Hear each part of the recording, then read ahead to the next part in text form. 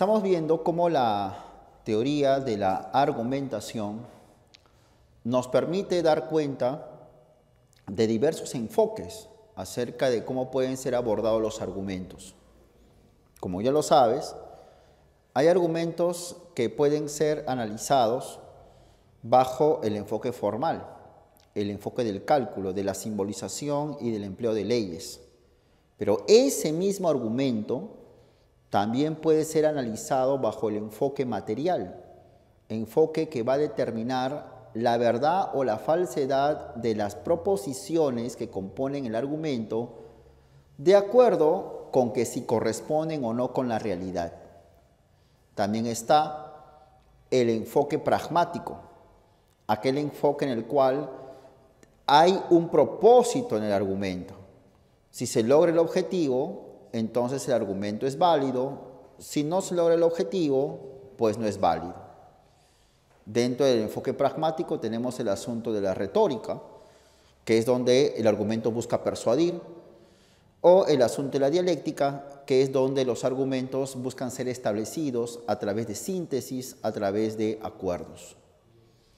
Ahora, entonces, cuando uno ve el asunto de los argumentos bajo el punto de vista de la teoría de la argumentación, podemos ver cómo los seres humanos buscamos defender un argumento.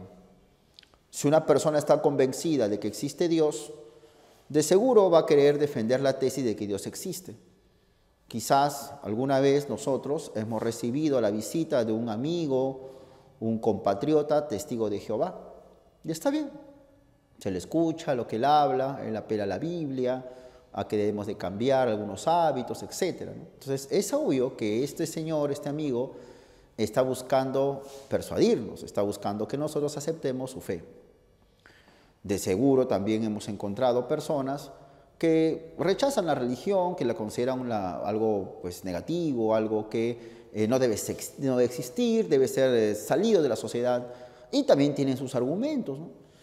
Durante estos últimos meses, con respecto al asunto de la pandemia, hemos visto cómo muchas personas hasta ahora defienden la tarea del presidente Martín Vizcarra, ¿no? Lo consideran un presidente honesto, un héroe contra la pandemia, una persona muy sacrificada. Y elaboran sus argumentos, ¿no? Se basan en lo que dijo Vizcarra, se basan en el hecho de que la pandemia era algo que iba a ocurrir de todas maneras y por consiguiente el presidente no tiene nada de culpa sobre el problema. Pero también se encuentran los detractores, ¿no? Aquellas personas que consideran que la causa principal de la pandemia, de que hayamos sido número 1 a nivel mundial en estos índices bastante desgraciados, ¿no? Es la tarea del presidente, ¿no? Que es el principal representante y además él tiene serias acusaciones de corrupción y por consiguiente él es un mal presidente, es un pésimo presidente y debe ser vacado, inclusive en la cárcel. Entonces, claro que estos amigos también van a querer elaborar argumentos, sostenerlos, defenderlos, ¿no? Si yo salgo a la calle, es de noche, y yo quiero irme pues a una fiesta, quiero pasarla bien, juerguearme, como se dice, ¿no?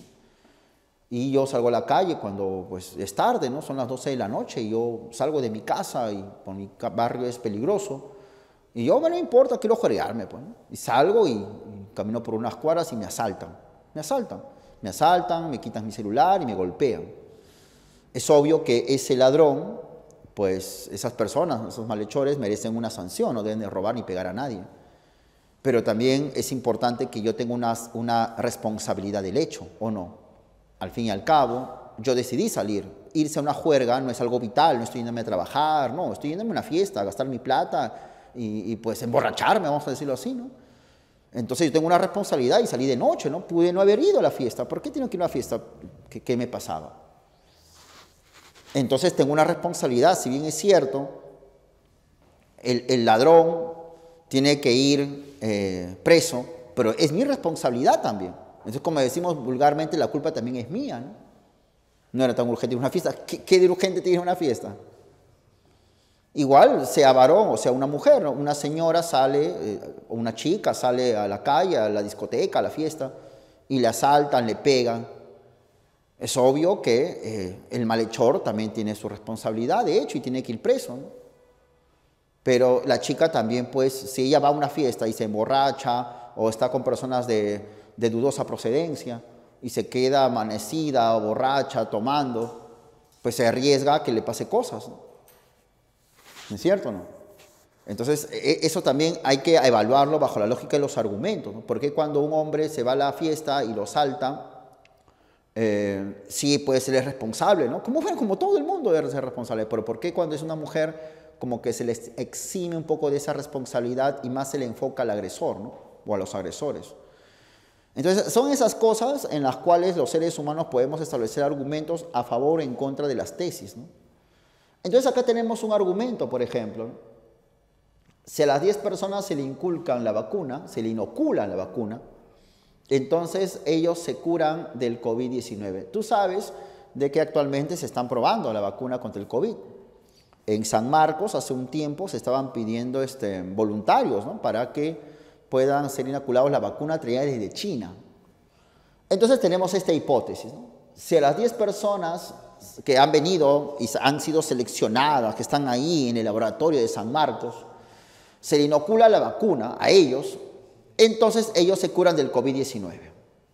Pero resulta que esas 10 personas no se curaron del COVID-19. Sí, muchos estaban graves, felizmente se sanaron, pero no se curaron, estaban graves. Se infectaron y siguen mal, ¿no? Con secuelas. Entonces yo concluyo que a esas 10 personas no se inocularon la vacuna. ¿Pero por qué? De repente sí fue así, ¿no? ¿Por qué necesariamente yo puedo inferir que no se le inocularon? O sea, a lo que voy es que bajo un punto de vista formal, bajo el análisis formal, esta inferencia es válida. Acá está, mira. Si a las 10 personas se le inocula la vacuna, entonces ellos se curan del COVID-19. Resulta que no se curan, esta es negativa, no se curan del COVID-19. Por tanto, a las 10 personas no se le inocula la vacuna. O sea, formalmente la conclusión es válida. Pero como ya lo sabes, materialmente puede no ser así. Porque puede ser que se le haya inoculado de verdad, digamos realmente, como no, seguramente, ¿no? También están mintiendo los laboratoristas. Pero puede ser o no. Entonces la hipótesis no se sabe. Pero lo que es verdadero, lo que está contrastado en los hechos materialmente, recuerda que material implica la contrastación con los hechos, materialmente esas personas no se han curado, mira cómo están. Entonces yo puedo concluir verdaderamente que a esas personas no se le inocularon la vacuna, pero también puedo decir, puedo borrar acá y decir que es falso, que sí le inocularon. O sea, esta conclusión puede ser falsa como puede ser verdadera, porque puede ser que a ellos se le haya inoculado la vacuna, como no, solamente que la vacuna no tuvo resultados, no tuvo resultados. ¿Me hago entender? Si el perrito me muerde, me enfermo de rabia. Resulta que no me enfermé de rabia. Por tanto, el perrito no me mordió. Válido bajo el punto de vista formal. Pero en la vida real puede ser que no sea así, porque puede ser que el perro sí me ha mordido. O sea, el análisis de la defensa de los argumentos de modo racional también depende si estamos defendiendo el argumento de modo formal, o sea, bajo la estructura, pero también bajo el punto de vista material, donde hay que ver los hechos. Ahora, pero los argumentos no solo se defienden, los argumentos también pueden ser refutados. ¿Y cómo son refutados los argumentos?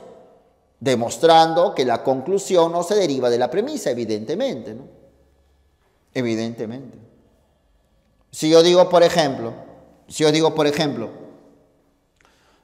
a las 10 personas se le inoculan la vacuna, entonces ellos se curan del COVID-19. Las 10 personas no se curan del COVID-19, por tanto, las 10 personas se le inoculan la vacuna. Sería inválido, sería refutado el argumento, pero bajo el punto de vista formal. Formal. pero también uno puede refutar un argumento a través de los hechos.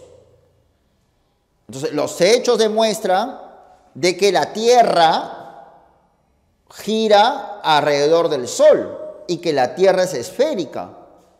No es una cuestión de hechos, no es una cuestión de argumentos. Y por consiguiente lo que plantean los terraplanistas, que son terraplanistas, aquellos que afirman que la Tierra es plana y que el Sol gira alrededor de la Tierra, lo que plantean los terraplanistas no es cierto, pero se está refutando las tesis de los terraplanistas sobre la base de los hechos. Quizás uno puede elaborar un argumento a favor o en contra del uso de mascarillas, pero los argumentos son los argumentos. ¿Pero por qué es importante el uso de mascarillas? Porque los hechos demuestran lo importante. Entonces, los argumentos se pueden refutar en función también a hechos. Y también pueden ser refutados a través de falacias. Como lo vamos a ver, las llamadas falacias no formales, por ejemplo. Si yo digo, por ejemplo, que la democracia es el mejor sistema de gobierno, porque así lo dice el reconocido chef Gastón Acurio. Entonces, el señor Gastón Acurio quiere ser presidente, es un hombre muy famoso, él ha encumbrado a la comida peruana como las más famosas del mundo. Y Gastón Acurio acaba de decir que hay que apoyar la democracia y hay que evitar la vacancia del presidente Vizcarra. Entonces yo digo que eso es correcto, porque lo dice Gastón Acurio. Y de seguro hasta pragmáticamente puedo convencer a mucha gente empleando mi retórica y hablando bonito. Pero el análisis lógico nos demuestra que ese argumento es inválido porque se llama argumentum ad verecundiam, o también llamada apelación a la autoridad inadecuada. ¿Qué tiene que ver Gastón Acurio con la política? Nada. Él puede ser un buen chef, cocina bien rico, y gracias porque llevó al Perú a ser famoso por su comida. Está bien, pero no tiene autoridad para hablar de política. Entonces, ahí yo estoy detectando una falacia en función a un pequeño análisis lógico, pero importante. Y estoy diciendo de que ese es un argumento inválido, estoy refutando el argumento y de esa manera detectar la invalidez de lo que estamos hablando. Alguien puede decir que, oye, ¿por qué tiras papeles al suelo? Ah, ya, es que todo el mundo hace eso, profesor. Ah, ya, muy bien, también tiro papel. Pues como todo el mundo tira papel al suelo, entonces yo también hago lo mismo, ¿no? Entonces, ay, profesor, pero la corrupción es así, a todo el mundo le gusta la coima. ¿A usted también le gusta o no, profesor? ¿O no le gusta que le coimeen, no le gusta la plata? Sí me gusta la plata. A ver, entonces la corrupción es válida. Pero el hecho que a mí me guste la plata no se sigue que la corrupción sea válida. Esa es una falacia, se llama ignoratio elenchi, ignorancia en el asunto. Es una falacia de atingencia, como lo vamos a ver, El hecho que a mí me guste la plata, ya vamos a suponer, el hecho que yo sea coimero, ya, supongamos eso, ya. Yo soy coimero, ya, está bien, pues ya. El hecho que yo sea coimero, no se sigue que la coima sea buena. ¿Cómo es eso? ¿Acaso yo determino lo que es bueno y lo que es malo? Entonces, pues, no se dice así. No se dice así.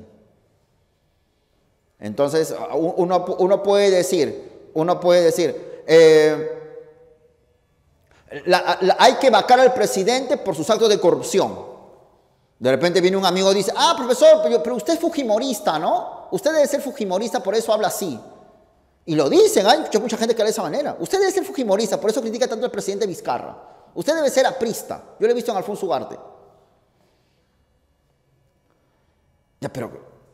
Ya, supongan que yo sea aprista ya. Ya, está bien, yo soy aprista ya. Supongamos eso. Lo cual no es verdad, pero vamos a asumirlo, pues ya. Pero de ahí no se sigue de que por el hecho de que yo sea aprista, fujimorista, queiquista, lo que tú quieras, quenllista ya, no se sigue que el presidente Vizcarra se ha cometido un acto de corrupción, según las leyes del Perú y según la Constitución del Perú, está incapacitado de ejercer la presidencia y por consiguiente tiene que ser vacado. Y ya está. O sea, no tiene nada que ver con lo que yo sea fujimorista, que sea aprista, que no sé qué cosa. Ya, pero muchas veces no me vas a negar, porque eso, vas a decir que no has escuchado eso alguna vez, se habla, ¿no? Entonces, así se refuta los argumentos, detectando falacias muchas veces. Y claro está, como te comenté hace un rato con el asunto de los terraplanistas, o sea, la tesis del terraplanismo que afirma de que la Tierra es plana y que el Sol gira alrededor de la Tierra, ¿se puede presentar un contraargumento? Claro que sí. Por supuesto, un contraargumento que se puede basar en la lógica o se puede basar en los hechos. Como por ejemplo, también se puede plantear un contraargumento a partir de la famosa demostración de la existencia de Dios. Santo Tomás de Aquino, te cuento algo. Santo Tomás de Aquino planteaba esto. Esto decía de Santo Tomás. Entonces, Tomás de Aquino, te cuento, maestrazo, en las famosas 5 vías, esto de acá, es la famosa quinta vía, que se llama, no sé si se acordarán el nombre de esta vía. Esto es el argumento de la finalidad o gobierno del mundo. Entonces, ¿qué decía Santo Tomás de Aquino? Decía, el mundo tiene un orden. La naturaleza tiene un orden, es lo mismo, pues. Pero el mundo, la naturaleza, carece de inteligencia. Será muy tonto decir, pues, por ejemplo, que Marte, el planeta Marte, tiene inteligencia para ordenar el Sol, ¿no? Será muy tonto decir que esta tiza tiene inteligencia para irse al suelo, ¿no? Entonces, Tomás razones. Si el mundo es ordenado, pero no es inteligente, conclusión, debe de haber un Dios ordenador. Ya está, Dios existe, pues. Ese es un argumento. Ahora, pero el hecho que Tomás de Aquino haya demostrado argumentativamente que existe Dios no decía que ya se cerró el asunto y no vamos a la casa y lo que dijo Tomás es verdad porque es Tomás y argumentó bien. No, pues tampoco es así. Entonces, muchas personas, muchos filósofos pueden plantear una tesis opuesta. Immanuel Kant, por ejemplo, un filósofo alemán que seguro hemos hablado de él, sostenía que sobre Dios se pueden plantear argumentos a favor de su existencia como argumentos en contra de su existencia. O sea, pueden convivir dos argumentos opuestos y por consiguiente el asunto sobre la existencia de Dios resulta irresoluble. No es parte de la ciencia porque no logra consenso, no logra uniformidad en la respuesta. Tú puedes con tu linda razón demostrar que existe Dios como demostrar que no existe Dios. O sea, tú puedes elaborar un contraargumento. Y acá es un contraargumento parecido al que propuso Kant. Entonces Kant dice, este argumento es válido. ¿Es válido? Sí, seguro que es válido. Pero también este puede ser válido. La naturaleza presenta un orden. Mira, igualito. La naturaleza presenta un orden. Existen leyes que ordenan la naturaleza. Por ejemplo, la ley de gravedad. Esa ley ordena la naturaleza. Entonces, si la naturaleza presenta un orden y existen leyes que ordenan a la naturaleza, entonces no hay por qué afirmar que existe un Dios ordenador. No hay un Dios ordenador. El mundo es ordenado, Marte gira alrededor de la Tierra o del Sol por leyes que rigen al planeta. Entonces, acá la cuestión es negar que existe un Dios. Entonces, es un contraargumento. La cuestión es, a partir de acá, poder plantear una contrarrefutación, porque de seguro las personas creyentes no se van a quedar con los brazos cruzados y decir, pucha, si demostramos que Dios no existe, entonces ya pues al final, ¿qué hace nuestra religión, no? O sea, el cristiano, el teólogo, el filósofo cristiano va a buscar sustentar la existencia de Dios. Entonces, el filósofo cristiano lo que va a hacer es, a partir de este contraargumento, va a buscar contrarrefutar. O sea, refutar la refutación. Entonces viene acá el cristiano y dice, la naturaleza presenta un orden. Mira cómo es lo mismo, mira, igualito, mira, igualito. Y es más, la contrarrefutación toma el contraargumento. Mira, existen leyes que ordenan la naturaleza. Es como que estuviera acá, mira, estoy de acuerdo contigo de que el mundo tiene un orden. Y estoy de acuerdo contigo de que existen leyes que ordenan la naturaleza. Está igualito.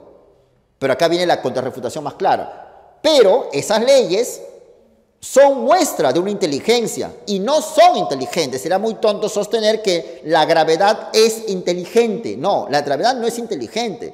La gravedad es una muestra, una expresión de la inteligencia. El hecho que Marte gira alrededor del Sol no es que ese movimiento sea inteligente, no, sino es que es expresión de la inteligencia. Por tanto, si hay una expresión de la inteligencia, debe de haber un ser inteligente. La ley no es inteligente, sino una expresión de la inteligencia. Y si hay un ser inteligente que expresa su inteligencia a través de leyes, por consiguiente existe Dios, pues. Hay un Dios ordenador. ¿Te das cuenta, no? Ahora, con eso no quiero decir que ya existe Dios y ya está, ¿no? Ya está, vamos a rezar. No, pues, yo no he dicho eso. Es más, esta contrarrefutación también puede ser refutado. Y puede haber una contra-refutación. Y así. Porque esa es la riqueza justamente del pensamiento humano. Y todo eso, ¿por qué? Porque al fin y al cabo nos estamos basando en la lógica, en el argumento mismo, ¿no? La razón misma. Hablando de Kant, por ejemplo, Kant sostenía de que con la razón uno puede demostrar cualquier cosa, ¿no? Hasta inclusive que tengamos cachos en la cabeza. Así decía Kant. Podemos demostrar cualquier cosa, inclusive hasta que tenemos cachos en la cabeza. Kant sostenía eso, a ver, te creo. Decía, por ejemplo, tienes lo que no has perdido. Tienes lo que no has perdido. ¿Verdadero o falso? A ver, responde. Tienes lo que no has perdido. ¿Verdadero o falso? Profe, tengo lo que no he perdido. ¿Verdadero o falso? Verdadero, profe. Claro, profe. Por ejemplo, yo tengo mi celular y evidentemente tengo el celular porque no he perdido mi celular. Muy bien. Entonces, tienes lo que no has perdido. ¿Verdadero o falso? Verdadero. No has perdido cachos. ¿Verdadero o falso? Profe, no he perdido cachos. No he perdido cachos. Verdadero. Entonces, si tienes lo que no has perdido y no has perdido cachos, ¿entonces qué? Entonces soy cachudo. Tengo cachos. Lo veo. Profe, pero no hay nada. Está bien, pues no hay nada. Pero tú al hacer así, estás analizando materialmente. Profe, no hay cachos. Sí, pero formalmente sí se puede demostrar que sí hay cachos. O sea, ahí ves los dos enfoques de nuevo, ¿no? Materialmente no hay cachos. Formalmente sí hay cachos. Pero en ambos casos, el análisis se está basando en la razón. Entonces, la razón puede argumentar, desargumentar cualquier cosa. Y por eso tiene que ver muchísimo los enfoques. ¿De acuerdo? Muy bien. Entonces, hemos estado comentando, estimados estudiantes, acerca de cómo podemos defender una tesis mediante una justificación racional. Entonces, a partir de la tesis dada, ¿y cuál es la tesis, profesor? En este caso, la tesis es la conclusión. Conclusión es tesis. Y las premisas son las razones. Las premisas tienen como tarea básica el sustentar a la tesis, en darle veracidad a la tesis. Entonces, hay que sustentar esto, defender esto. Entonces, hay que defender que a las 10 personas no se le inocularon la vacuna contra el COVID. ¿Y cómo defiendo esta tesis racionalmente? Mediante el asunto formal, es decir, mediante el análisis formal, pero puedo demostrar esta tesis contrastándola con la realidad. Y cuando se habla de contrastación con la realidad, sería una defensa material. ¿Está bien? Lo que utilizan mucho, por ejemplo, en el derecho, ¿no? Los abogados, si bien es cierto, emplean mucho la retórica, pero también dicen, a ver, presenta una prueba que él ha robado. No, presenta una prueba. No, pero yo la he visto. No, yo sé que la he visto. Pero el testigo tal, seguro, el testigo puede mentir. Presenta una prueba de que él ha recibido una coima. Presenta una prueba, hace una muestra. Y no hay muestra alguna, no hay prueba alguna. Entonces, ese es el asunto material.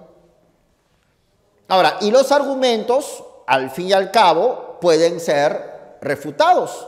Vamos por acá. Y al ser refutados, Se les refuta cuando se busca demostrar que la conclusión no se deriva de la premisa. Y una forma de detectar justamente que la conclusión no se deriva de la premisa es a través de las famosísimas falacias. Como te comenté, ¿no es cierto? Una muy famosa, la apelación a la autoridad.